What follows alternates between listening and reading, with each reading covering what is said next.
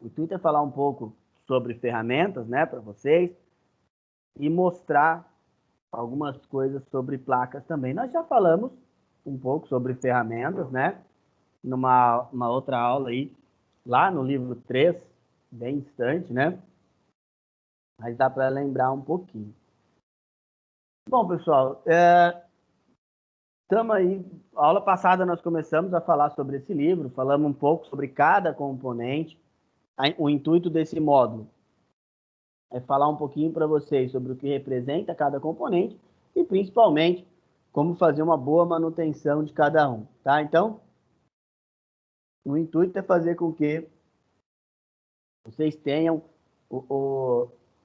a melhor estrutura possível, né, para saber dar uma boa prática de manutenção. Até agora, o que nós já aprendemos? Né? Nós já aprendemos muito sobre peças, falamos muito sobre peças mesmo, o funcionamento de cada uma, né? Então, portanto, hoje, vocês já têm que saber bastante coisa sobre peças. É lógico que uma coisa ou outra nós ainda damos uma patinada, é normal, tá? É normal vocês não terem um conhecimento tão gigante assim, ou às vezes, principalmente, eu sempre procuro falar para os alunos, principalmente quem não tem tanto acesso assim, quem não trabalha com isso, tá? Às vezes, não saber a questão, quando as pessoas perguntam assim, e a frequência de determinado equipamento? E o que é melhor? Aí começa a falar sobre clock, coisas do gênero. Aí eu entendo vocês. Aí realmente, às vezes, nós damos essas patinadas. Mas já dá para ter um conhecimento legal, né, do que nós estamos tendo, tá? Pessoal, então, o ideal é que vocês também já comecem a pegar algumas coisinhas para fazer, tá? Eu sei que grande parte, lógico, não vou pedir para vocês saírem consertando o computador na doida aí, mas se vocês conseguirem já pegar algumas coisas para fazer, seria bacana, tá? Pegar ali, ver se alguém perguntar alguma coisa, já, pô, deixa eu dar uma olhadinha e tal. E aí, se vocês tiverem alguma dúvida, se vocês tiverem qualquer tipo de problema, é só chamar, a gente tenta aí auxiliar vocês da melhor maneira possível, tá? Bom, então, outra coisa, eu não me lembro, acho que eu mandei um livro para vocês de montagem, de computador, de manutenção de computadores, eu não lembro se eu mandei no grupo, depois eu vou dar uma olhada, né, para ver se eu mandei, se qualquer coisa eu mando novamente para vocês. É um livro muito legal, que fala sobre as peças ali, ele dá para ter um conteúdo muito bacana e dá para ler rapidinho, tá? E como ele tá em formato digital, né, a gente consegue ler ele bem rapidinho aí. E ele é interessante porque esse livro é um livro do ITF, né? É lógico que ele já está atualizado, eu fiz o curso técnico lá no ITF, Instituto Técnico Federal, e ele é bem bacana, assim, tem várias coisas bacanas, e ele, igual eu falei para vocês, lógico que é a versão atualizada, não é a versão que eu fiz, e tem vários textos legais. Então, apesar dele ele tem poucas páginas, tá? Tem cento e poucas páginas, mas dá para ler rapidão. Grande parte das páginas são introdutórias, são umas 100 páginas aí. Dá para ler e dá para entender bastante coisa, tá? E aí, o principal é a gente entender o quê? Como o computador funciona, né? Eu já fiz essa pergunta para vocês umas 200 vezes, né? Como é que o computador funciona? Pessoal, o computador é um aglomerado de circuitos e placas que vão se comunicando. Hoje, primeiro conceito que nós temos que pensar, né, é o que é um computador. Se nós pegarmos a conceituação lá do Tannenbaum, de 40 anos atrás, ele conceituava um computador pelos 5 itens, né? Pela placa-mãe, processador, memória, fonte e dispositivo de armazenamento, que é o HD. Então, o Tannenbaum ele conceituava um computador dessa maneira em um tempo que o computador só eram grandes máquinas, né? Apesar de que nessa época já tinha o IBM PC, mas era algo bem raro de você encontrar. Tanto que para você ter um computador em casa demorou muito, né? E hoje caiu muito em desuso também, né? Grande parte das pessoas hoje, pela miniaturização das coisas, acabou que foi-se, né, diminuindo o tamanho, né, a estrutura dos componentes, e aí isso fez com que cada vez mais, né, trabalhássemos com computadores menores. Então, hoje o conceito de computador aumentou muito, porque você pode, seu celular é um computador, a TV da sua casa é um computador, desde que ela seja uma smart, né? Hoje tem até geladeira smart, então ela tem também todos esses 5 componentes. E uma das coisas que nós mais analisamos ou pensamos assim, vamos focar agora só no lado do computador e do notebook, como saber se ele é bom ou ruim? Uma coisa, às vezes o que eu mais respondo no meu dia a dia, isso eu garanto, essa pergunta eu garanto para vocês, que eu respondo ela todos os dias, é se o computador é ruim. Ó, é cliente me pergunta, aluno que me pergunta, pai de aluno que me pergunta. A pergunta é nesse mesmo jeito, assim. Olha, esse computador é ruim? E aí, qual resposta você tem que dar? Né? A resposta que você tem que dar é depende. É ruim comparado ao quê? Baseado em quê? Né? Eu vou comparar um Celeron com um i9. Aí não dá, né? Um Sempron com um Ryzen. Não dá, não tem nem comparação. Mas se eu comprei um Celeron e eu vou utilizar só para acessar a internet, só para usar a aplicação de escritório, não tem por que usar mais que isso. Né? Então, eu não preciso de mais que isso. Então, para mim, ele é um computador bom. O computador bom vai ser aquele que vai suprir as suas necessidades. Esse é o mais importante, tá? Bom, pessoal, e aí outra coisa que nós já falamos um pouquinho para vocês é sobre a bancada de teste, né? A bancada de teste, uma bancada de teste bem legal, é a que você consiga trabalhar nela. É igual organização.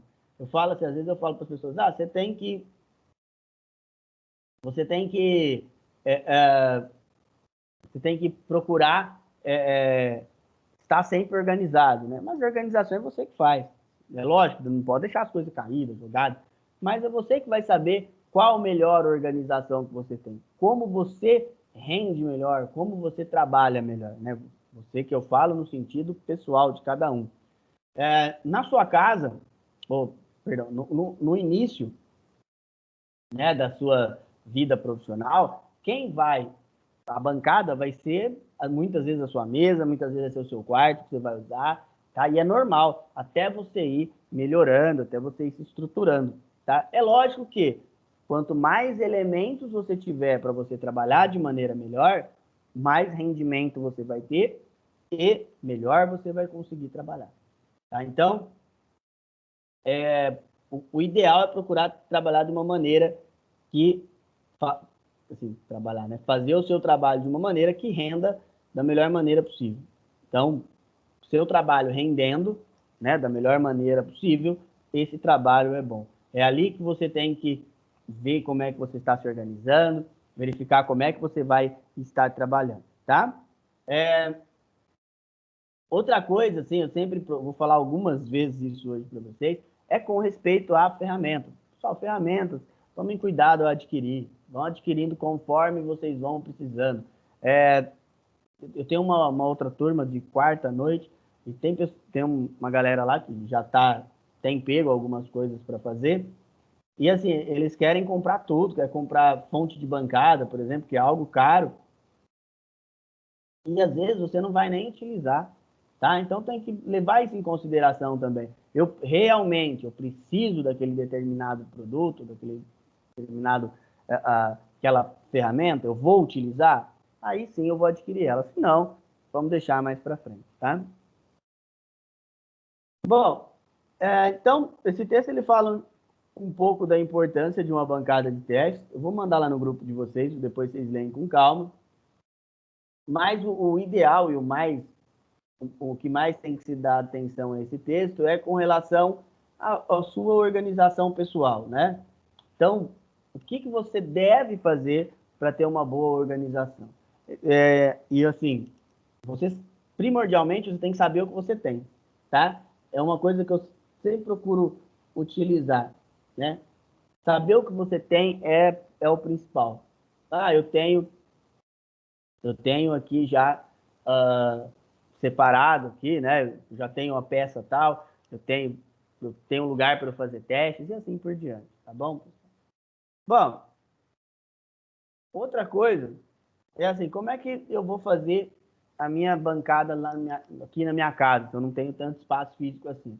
Por exemplo, vamos supor que você não tem acesso a uma manta de borracha, seria o ideal de ter.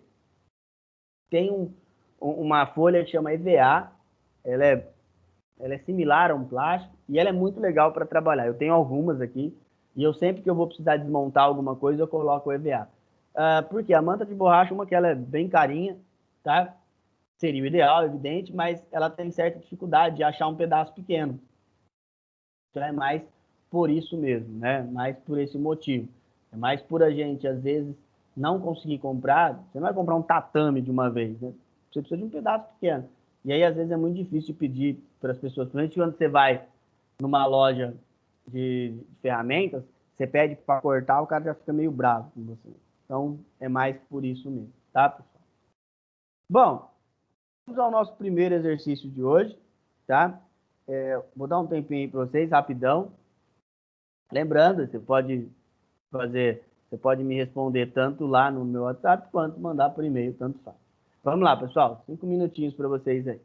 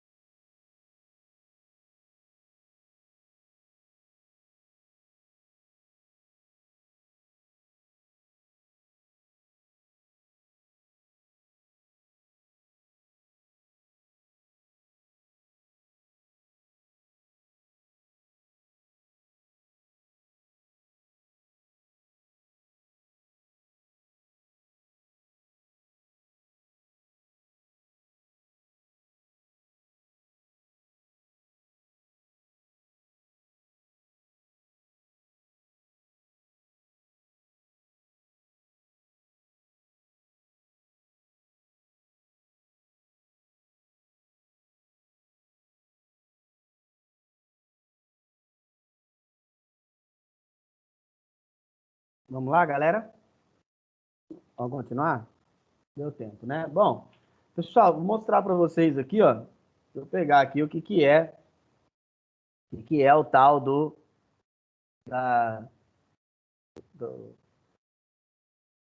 TNT que eu falei para vocês. Ó, isso aqui, ó. Ah, isso aqui é um exemplo, não sei se dá para ver, ó. Ele parece meio que uma borracha, tá? Mas não é. É uma borracha meio fake aqui, tá? Então, esse aqui que é o TNT, tá? Tem algumas aí, lá na escola, a gente compra sempre para fazer cartaz, então sempre tem. É bom utilizar, cara. Por exemplo, quem dá manutenção em celular e tal, não use umas cores escuras igual essa aí. Essa eu peguei o pior que eu tenho. Mas eu gosto sempre cor mais viva, tá? Porque ela é melhor. E o TNT é baratinho. Uma folha de TNT acho que é um e pouco, se eu não me engano, tá? Bom, galera, vamos falar um pouquinho das ferramentas e um pouquinho das suas funções. Então tá aí, começa a falar aí na página 10 e na página 11. Lá no livro de eletroeletrônica nós falamos um pouquinho para vocês sobre ferramentas. Igual eu falei para vocês logo no começo da aula, saber escolher as ferramentas é primordial, tá?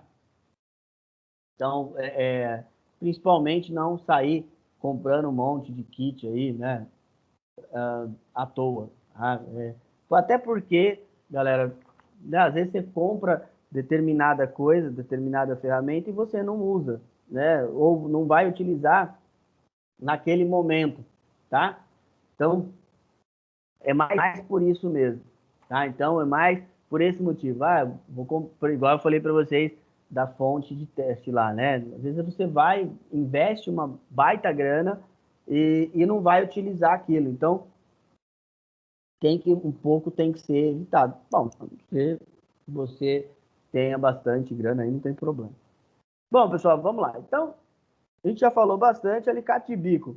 Ele tem aí, mas, cara, para ser sincero, em manutenção de computador usa-se muito pouco ou quase nada.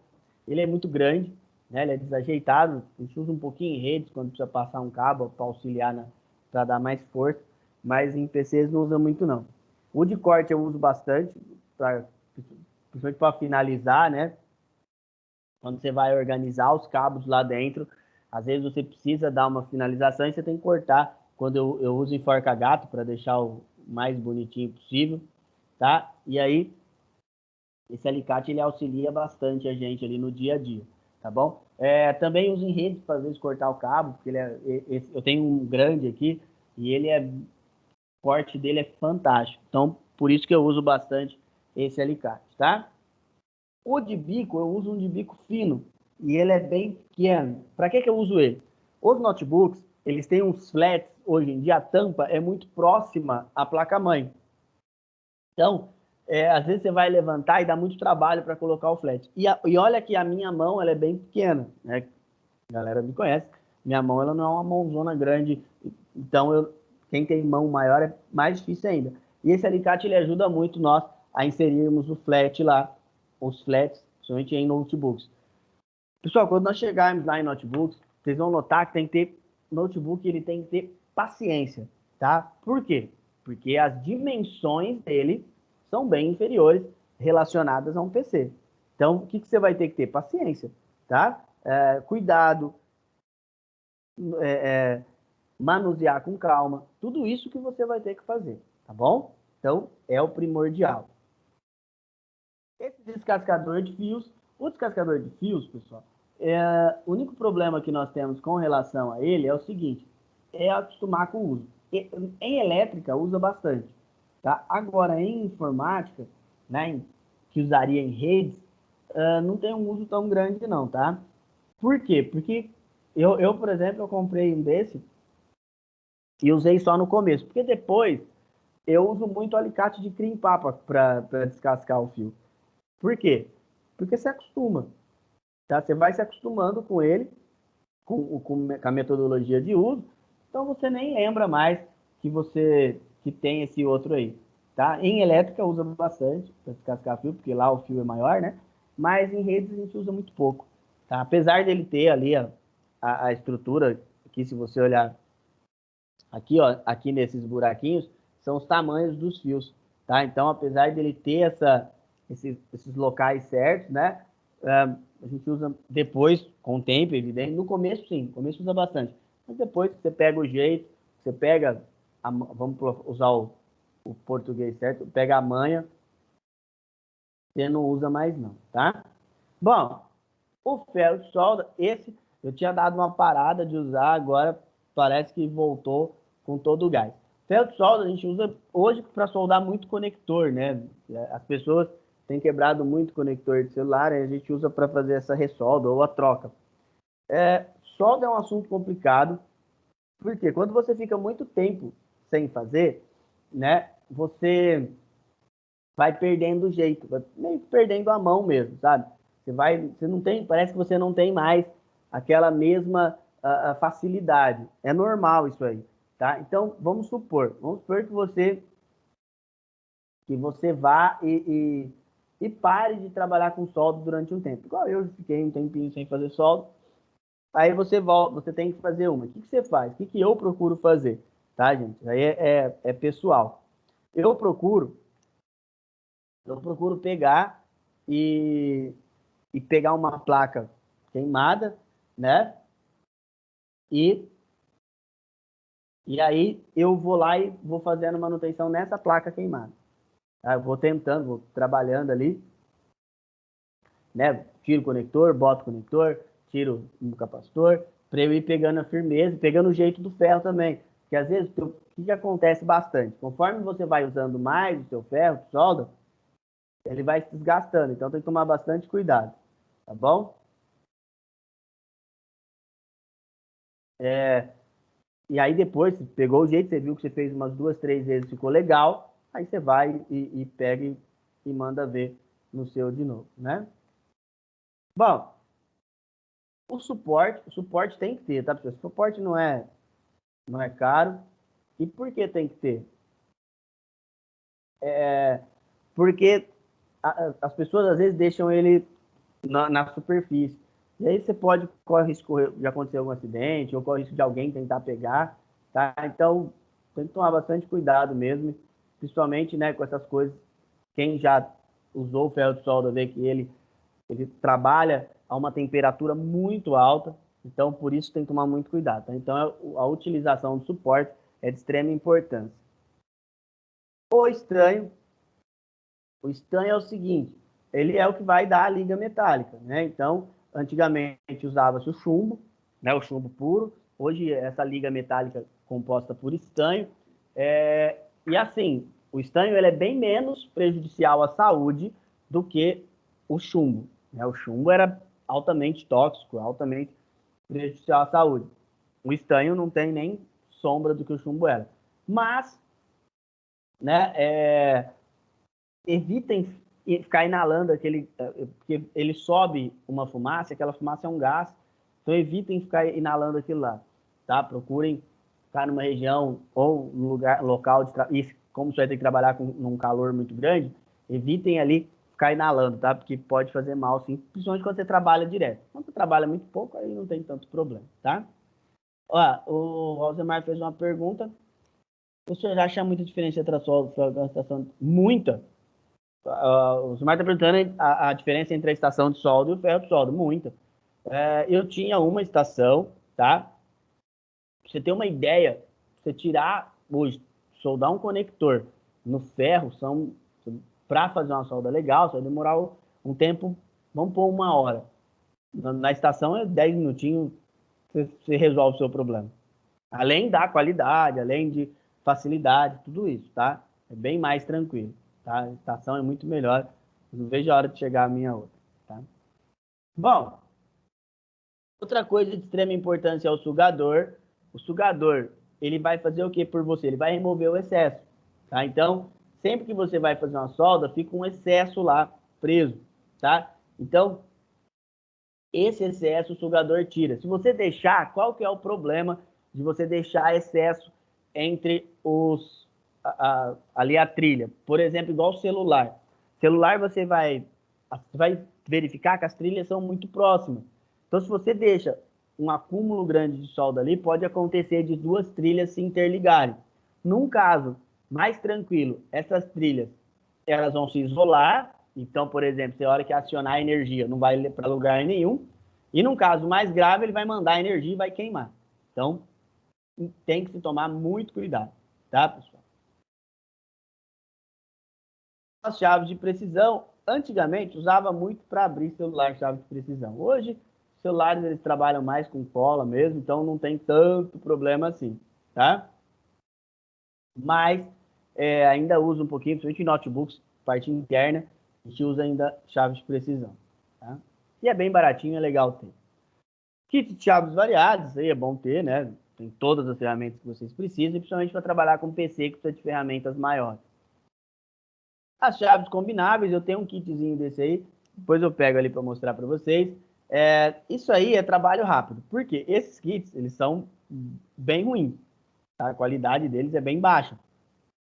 Então, geralmente, a utilização que nós vamos fazer dele é fazer um trabalho rápido. Eu tenho um no carro, por exemplo, eu levo um na mochila. Por quê? Porque aí, por exemplo, às vezes você precisa fazer um negocinho ali, você não vai pegar minha maleta de ferramenta e levar para o lugar, né? Às vezes eu estou lá na escola, precisa fazer alguma coisa bem rápida. Eu não preciso ir lá no carro, pegar minha maleta para fazer o trabalho, tá bom? Então, pra você ter uma ideia, eu comprei uma, eu paguei, acho que, eu não lembro se foi 3 ou foi 5 reais. O frete ficou mais caro que os kitzinhos, tá? Eu comprei 5.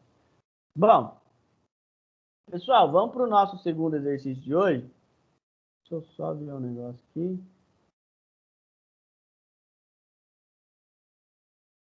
Vamos para o nosso segundo exercício de hoje, tá? Rapidinho, falem a opinião de vocês aí. Vamos lá, pessoal.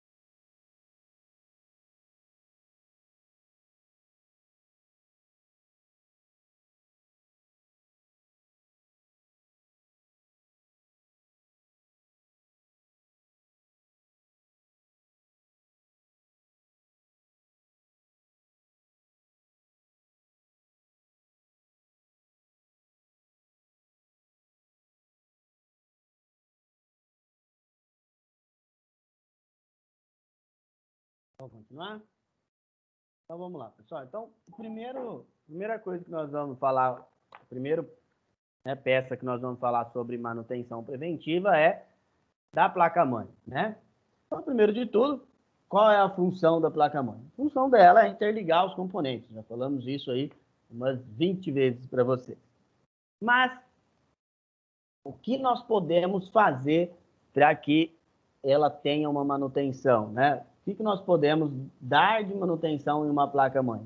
É muito complexo, tá? Porque os positivos ali são muito próximos a outras trilhas.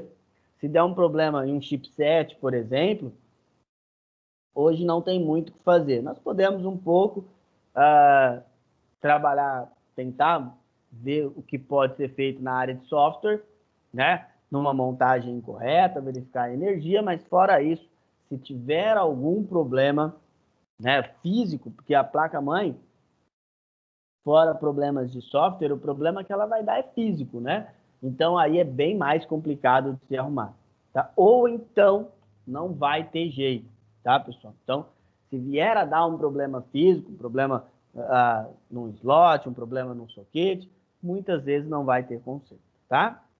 Bom, então vamos falar um pouquinho de cada componente e o que nós podemos fazer por ele, né? O soquete. Qual que é o principal problema que dá no soquete? Principalmente o 775, principalmente o LGA, perdão. Quando o soquete é LGA, o principal problema que pode dar nele é entortar, né? Ele, dentro dele,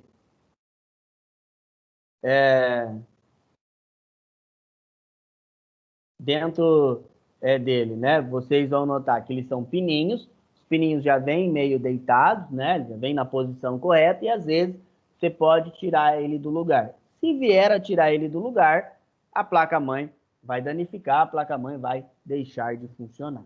Bom? O slot de memória, o banco de memória é bem difícil de dar problema. Um problema clássico que dá no banco de memória é o seguinte: quando ele suja, ele entra em curto. O que você pode fazer? Pegar ali um limpa-contato, passar nele, ou quem não tem limpa-contato, álcool isopropílico e pincel. Não é o ideal, tá? Entre o limpa-contato e o álcool isopropílico e o pincel, fiquem mais com álcool isopropílico e pincel que vocês...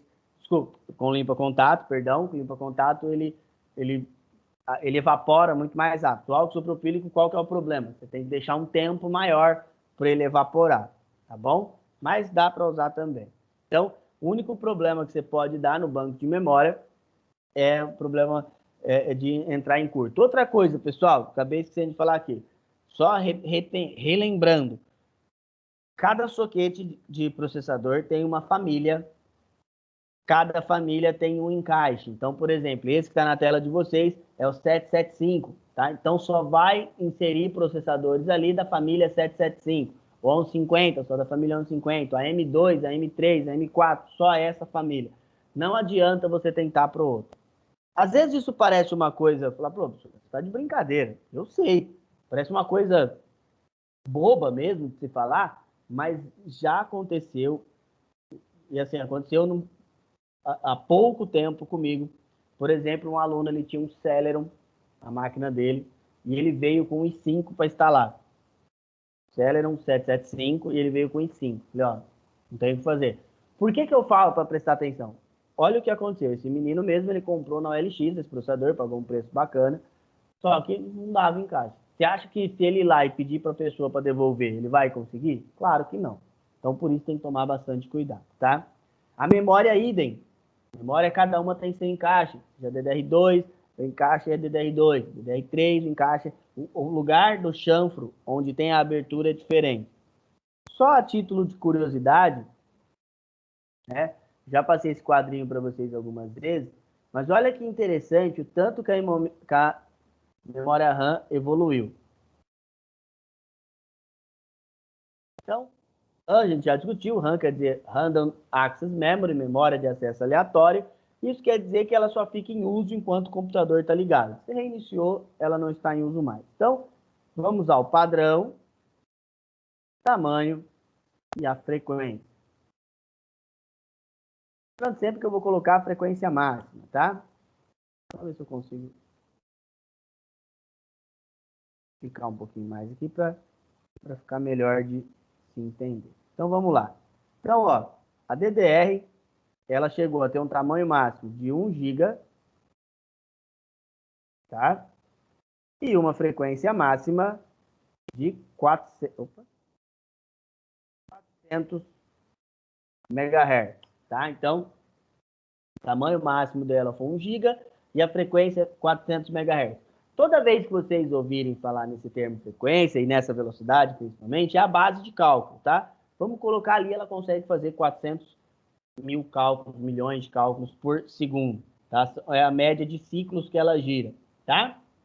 Bom, a DDR2, ela teve um tamanho de até 4 GB no seu na última instância e uma velocidade ou uma frequência de 400 MHz. 800, perdão, 800 MHz. Então, dobrou esse ciclo. DDR3 chegou a ter 8 GB e uma frequência de 3.200 MHz, tá? E nós estamos na DDR4, é um padrão que ainda está em evolução, tá? Já tem memórias aí para sair de 32 GB e a última frequência 4.800 MHz, tá? Então você vê que a memória, conforme foi passando o tempo, ela foi evoluindo demais, tá? Nós vamos falar sobre memória, mas na próxima aula nós já vamos falar, na próxima é processador, depois vamos falar sobre memória. A memória, ela também, se ela vier a dar problema, são poucas coisas que a gente pode estar fazendo, mas tem que tomar cuidado com algumas coisas, tá? Por exemplo, a questão da borracha. Algumas pessoas adoram passar a borracha na memória. Procurem não fazer isso, tá? Mas depois nós vamos discutir isso com mais calma, tá? O que eu quero que vocês entendam aqui é o quanto essa memória evoluiu. A começar pelo seu tamanho, que cresceu muito, e a sua frequência. Lembrando a vocês que a memória, ela é responsável por ir buscar as informações no HD. Ela auxilia o processador na velocidade e é ela que vai lá buscar a informação dentro do seu HD. Então, a memória, ela é de suma importância no nosso dia a dia, tá? Bom, a energia só vai te dar problema se ela vier ruim. Nós temos hoje uma conexão de 24 pinos de energia, tá? E uma outra para o processador de 4 pinos. Tem processadores que exigem mais, tem uma potência maior, e esses processadores de potência maior, eles vão exigir uma quantidade de pinos ali, de conexões maiores também. O processador que você tem que pôr 8 pinos lá para ele poder ligar, tá? Ele tem que ter 8 conexõezinhas. E tem placas de vídeo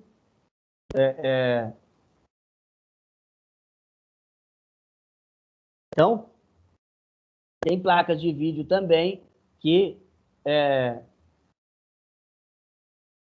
também elas necessitam de energia sobressalente, tá? Então, quando essas placas de vídeo necessitam de energia sobressalente, você também tem que ter um conector para ela. Aí é de 6 a 8 pinos também, tá bom?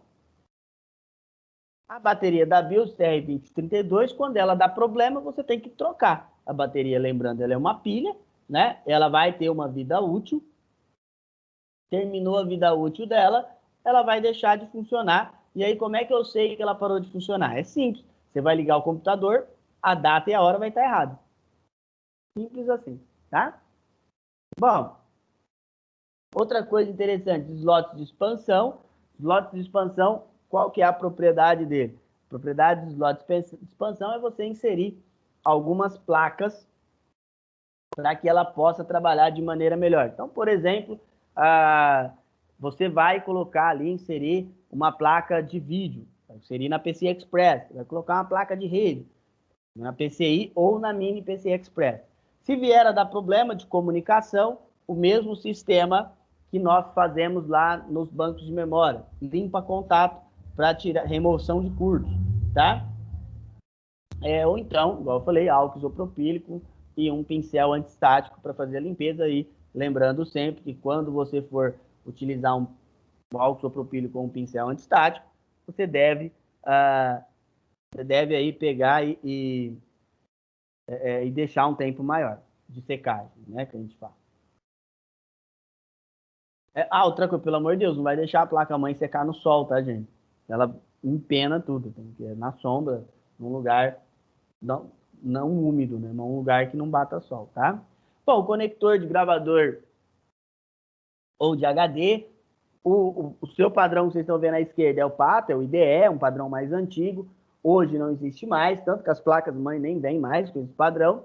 E o da sua direita é o SATA, esse padrão novo, padrão que é frequente aí dentro, lá nas suas placas, tá? A BIOS, ela é responsável pelo quê? A BIOS ela é responsável por gerenciar as informações da placa. Então, ela é responsável por inicializar a memória, inicializar a placa de rede, iniciar todos os dispositivos e principalmente o de você dar, né, vamos dizer assim, poder alterar as configurações. Vamos supor, por exemplo, quando você quer fazer um overclock, é a sua BIOS que determina se você consegue fazer ou não, dependendo do processador, é claro. O processador da Intel, por exemplo, ele não faz overclock. O processador da AMD, todos eles fazem, tá? Mas a BIOS... e se der problema na minha BIOS? Sua máquina não liga. O que eu posso fazer para melhorar a minha BIOS? Por exemplo, às vezes ele não está reconhecendo quantidade de memória, às vezes ele não está reconhecendo um determinado processador. O que eu posso fazer? Eu posso atualizar a minha BIOS. É um software que você vai... hoje os softwares de atualização de BIOS eles já rodam dentro do sistema operacional, então não tem tanto problema. Você roda ele, ele vai atualizar e aí vai funcionar, pode começar a reconhecer um processador, reconhecer mais memória. Qual que é o problema, pessoal? Se você baixar a fonte errada, a BIOS errada, sua máquina pode deixar de funcionar, tá? Então tem que tomar muito cuidado com a atualização de BIOS. A atualização de BIOS é algo de muito cuidado mesmo. Cuidado absurdo. Tem que se tomar quando vai atualizar a BIOS. Tá bom? O conector de teclado e mouse ele pode ser ou PS2 ou USB. PS2 quer dizer porta serial to. E por que é a 2? Porque tinha porta serial antes, que era uma conexão de mouse, interface de mouse antigamente. Tá? Hoje é tudo USB. As placas ou elas vão vir com uma serial só ou sem nenhuma. Tá? É normal vir sem nenhuma. Normal também. Se vier, ou então vem uma só que você pode conectar o teclado ou o mouse. Hoje também é até difícil de achar mouse serial, né? Mouse ou teclado, perdão, PS2. Hoje se acha-se mais ali mouse ou teclado, se acha mais eles USB mesmo, né? Mais simples, né? Então no fornecedor é difícil de achar. Bom, o chipset ele é o controlador central da placa-mãe, tá? Ele controla tudo. E aí que vocês têm que tomar cuidado. Principalmente no chipset. O chipset, se ele deixar de funcionar, se ele vier a dar algum defeito, o que vai acontecer? O que vai acontecer é que sua máquina não vai ligar mais. Então, isso que acontece se o seu chipset der problema, tá? Mas eu posso arrumar? Se for um problema físico, dá para você trocar ele. Agora, o problema do chipset é que ele pode dar um problema lógico também. Aí, se for lógico, você perdeu a placa, tá? Qual que é o melhor jeito de dar manutenção no chipset, dele não ter esse problema? Tomar cuidado com a temperatura da placa. Ficar monitorando a temperatura da sua placa-mãe para não ter uma temperatura muito alta e vir a dar problema.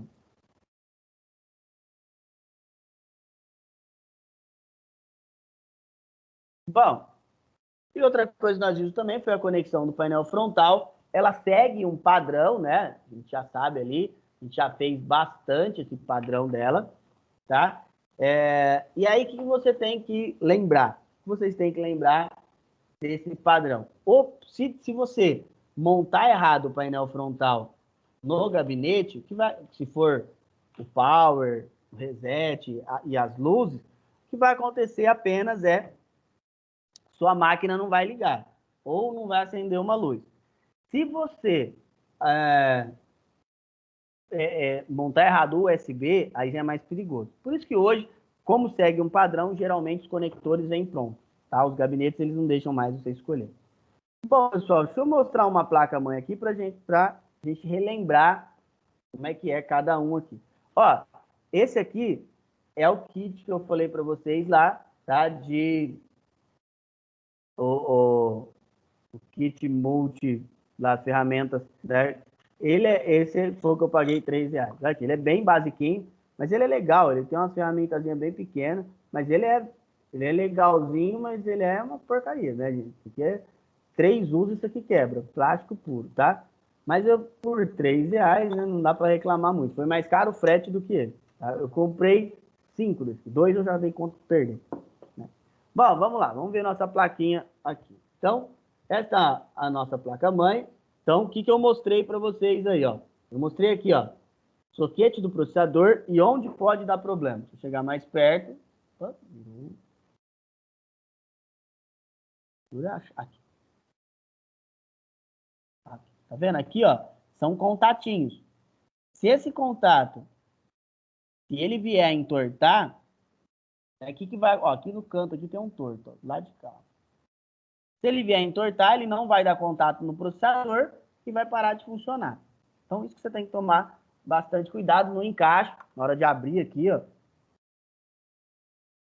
Tem que tomar bastante cuidado, principalmente na hora de encaixar, para você não danificar nada, tá? Apesar dessa placa que eu estou mostrando para vocês ser um pouco mais antiga, até hoje o padrão da Intel é LGA, então mudou muito pouco na montagem, tá? Bom, esse aqui é os bancos de memória, então se você quiser, se ele vier a dar problema, ou você passa limpa contato aqui, tira a memória, evidente, né? Quando dá curto, ele entra em curto aqui dentro, o pó vai estar aqui dentro, ou então álcool isopropílico e um pincel antistático, tá?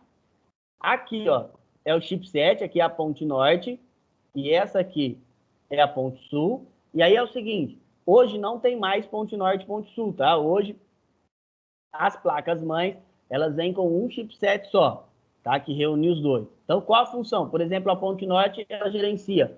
Ela é a mais importante, ela gerencia processador, memória RAM, saída de vídeo e assim por diante, tá? A ponte sul gerencia mais as USBs, as interfaces, tá? Esse aqui é os slots de expansão. Esse que eu tô com a mão aqui é o da placa de vídeo, tá? Então é o PCI Express. Esse outro é o PCI, tá? Essa placa acho que não tem mini PCI, né? Não, não tem. Placa bem simplesinha. Aqui tem duas portas SATA, tá? E essa aqui não tem porta IDE. Já não tem mais IDE. Eu falei para vocês, as placas mais novas não vêm com IDE. Bom, aqui a conexão de energia, né? Então, aqui, ó, 24 pinos. Aí, aqui em cima, tem mais a do processador. São mais 4 pinos, tá? Aqui na frente, as interfaces. Aqui de teclado e mouse, né? Tá? Aqui as USBs, saída VGA e aqui a saída de áudio. Vê se faltou mais alguma coisa para explicar. A BIOS, cadê ela? E aqui tá a BIOS, ó. Aqui é a BIOS. Tá? Essa BIOS aqui, a BIOS já é moderna, então não tem como arrancar. Antigamente a gente podia, ela saía a BIOS. E aqui a pilhazinha CR2032, responsável por segurar. Bom, essa placa é uma placa bem básica, tá? Aqui está o painel frontal, ó. Então, aqui, ó. Aqui é o painel frontal, ó. Vê se dá para ler aqui, ó. F-Panel. Então, aqui que eu vou encaixar o painel frontal. E aqui estão as USBs, tá? E aqui do lado vai estar, esse aqui é do áudio, tá? Então é só ler embaixo, ó. E aí esse aqui segue o padrão, ó. Os dois de cima você vai ligar o power. Dois de cima aqui o power. Deixa eu pegar uma caneta, né? Vamos lá. Ó, aqui em cima você vai ligar o power. Do lado do power, power LED. Embaixo, reset. E aqui HD LED, tá? E aqui do lado também, só procurar o que está faltando, ó. Achou o faltante, o preto desse lado, o vermelho do outro. A sequência, se não vier, é preto, verde, branco e vermelho, tá? E aqui, ó, chipset, ponto sul, chipset, ponto norte, o banco de, aqui em cima, conexão de memória RAM, tá? Esse aqui é padrão DDR3, e aqui vem o nosso chipset. Desculpa, socket.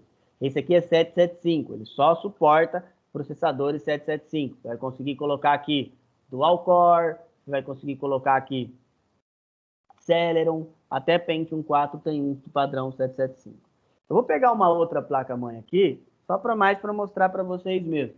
É uma placa mais antiga, e aí eu peguei ela mais para mostrar um banco, uma conexão especificamente, tá? Olha essa aqui, gigante. Essa funciona ainda, hein, pessoal? E eu peguei ela por causa dessa conexão aqui, ó. Essa conexão aqui é uma conexão de vídeo. Ela é a anterior ao PCI Express. Ela chama AGP. Tá? E aqui, por que eu peguei essa aqui? Porque a AGP ela ficou pouco tempo no mercado, aproximadamente uns 5 anos, aqui no Brasil uns 5 anos, no mundo inteiro uns 10, estourando se ficou. E ela teve 3 padrões diferentes, 4x, 8x e 16x. E o que acontecia? Vamos supor que a sua placa não suportasse, ela fosse 16x. Você colocava um 8x, queimava a placa de vídeo. Era horrível isso aqui, tinha que tomar um cuidado extremo. Mas o resto é tudo igual, ó. Aqui, ó, ponte norte, em cima ponte sul, 4, né, 4 slots de expansão PCI, tá? Aqui tem uma unidade HD, aqui do lado é de disquete, tá? Aí aqui, ó, conexão de energia, né? Aqui, tá? Deixa eu ver se esse processador precisa. Aí esse processador já era, né, mais moderno. Essa placa é muito boa. Quando você pegava uma placa com bastante interface, assim, ela é boa. E a outro diferencial, olha aqui que eu falei para vocês, da BIOS. Ó, essa BIOS aqui, ó, dá para retirar ela, tá? Você pode arrancar ela. E aí, quando nós íamos resetar essa BIOS, você tirava essa BIOS e colocava num aparelho. E aí você resetava. Tá, pessoal? Bem interessante essa plaquinha. E ela funciona. O mais legal de tudo é que ela funciona. Memória DDR ainda, deve ter uns 512 aqui de memória. E ela liga ainda. Essa máquina eu peguei para dar... Essa placa eu peguei para dar... Peguei uma máquina para dar manutenção. E aí o dono da máquina trocou e deixou aqui. Aí de vez em quando eu levo lá para mostrar para vocês, para mostrar ela funcionando. Bom, pessoal, vamos para o nosso segundo do dia. Rapidinho, mais 10 minutinhos para vocês aí, para a gente fazer isso aí. Vamos lá, pessoal.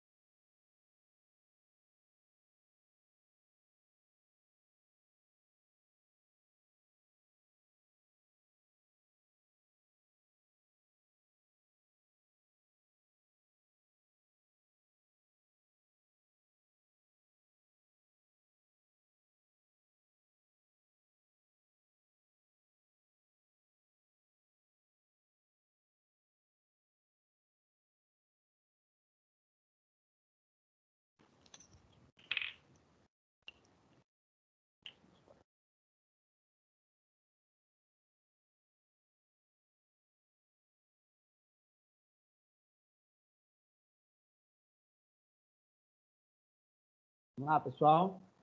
Vamos continuar? Bom, tá acabando já. Então, ó, só vou falar de mais alguns itens, tá? São bem importantes também. Eles até tem aí no livro de vocês, tá bom? Primeiro é a pinça.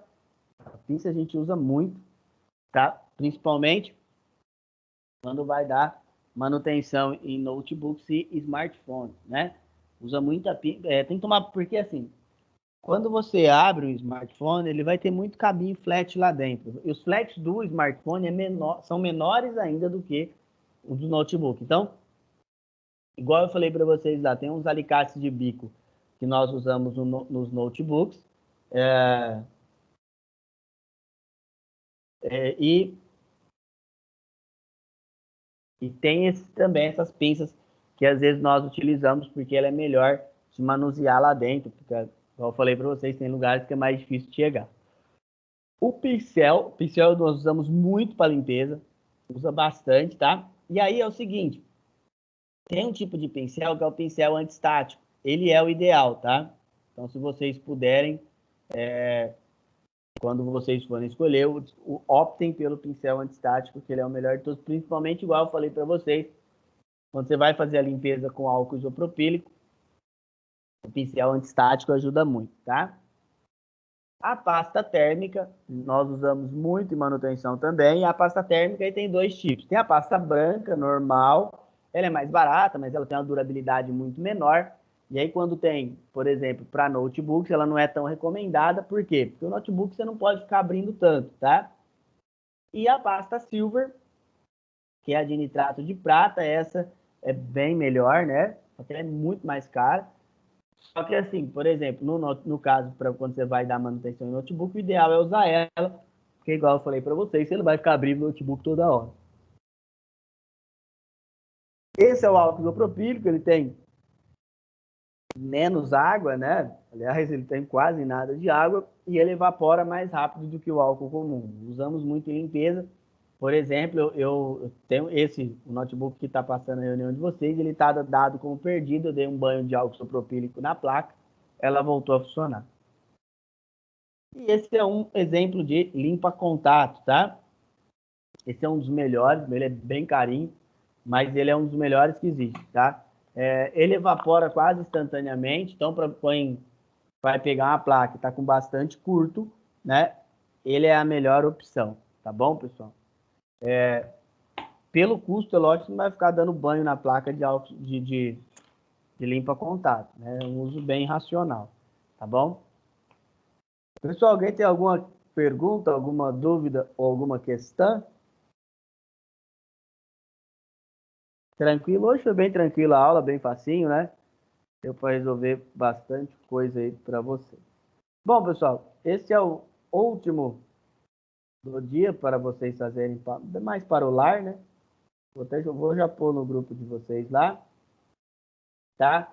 A gente volta aí semana que vem. Deixa eu falar para vocês. Amanhã eu tenho uma reunião na escola e, assim, possivelmente nós vamos ter novidades aí com relação às aulas. Então, provavelmente semana que vem, ou então até antes, eu passo alguma coisa para vocês aí sobre como proceder ou sobre como vai ser a evolução aí das aulas. Beleza? Bom, pessoal, então, por hoje é só. Semana que vem retornamos. Uma boa semana para vocês. Tchau, tchau, pessoal.